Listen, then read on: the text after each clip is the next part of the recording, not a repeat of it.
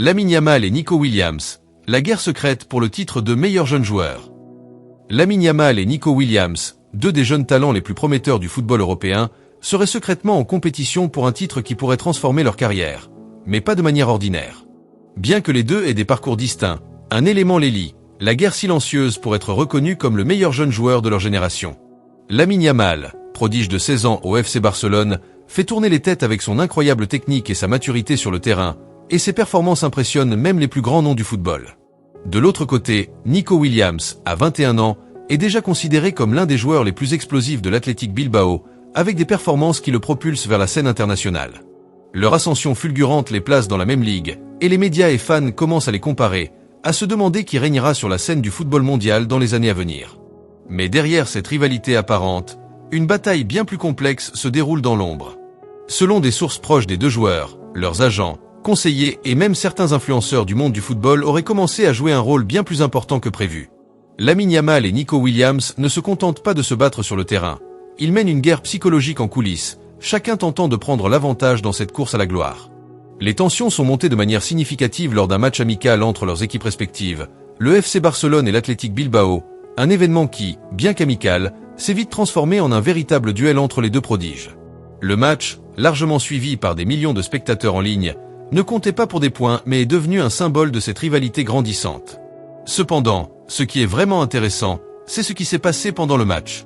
Des témoins affirment que Yamal, admirant une technique secrète développée par Nico, aurait tenté de l'utiliser en plein jeu, une manœuvre audacieuse qui n'a pas échappé à l'attention de Williams. Furieux, Nico aurait réagi en tentant un tacle inattendu sur Yamal, créant une situation tendue qui a failli dégénérer en une altercation. Ce match, bien qu'apparemment anodin, a révélé un niveau de compétition bien plus élevé et intense que ce que l'on imaginait. Mais la guerre entre les deux jeunes joueurs ne s'arrête pas là.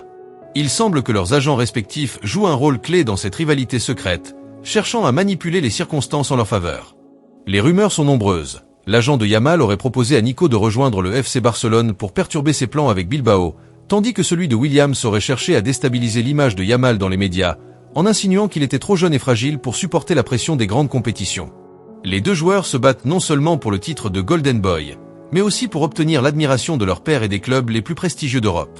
Ce trophée, qui désigne le meilleur jeune joueur du monde, pourrait être une étape décisive dans leur carrière. Cependant, il y a bien plus en jeu. Celui qui remportera cette guerre sous-jacente pourrait se voir désigné comme le futur visage du football mondial, la star incontestée des années à venir. La véritable question demeure, qui régnera sur la génération Z du football? Et que se passera-t-il si l'un d'eux parvient à prendre l'ascendant sur l'autre? Entre les feintes sur le terrain, les stratégies secrètes des agents et les manœuvres médiatiques, cette guerre invisible semble ne faire que commencer. Yamal et Williams continuent d'écrire leur propre histoire, mais les deux joueurs, bien qu'ignorant encore l'ampleur de ce combat, savent que chaque geste, chaque décision peut les propulser vers le sommet ou les faire sombrer dans l'oubli. Le mystère reste entier, mais une chose est sûre, cette rivalité est loin d'être terminée. Les deux prodiges du football ne cessent de se battre, à la fois sur le terrain et en dehors, pour décrocher la place tant convoitée de leader de leur génération.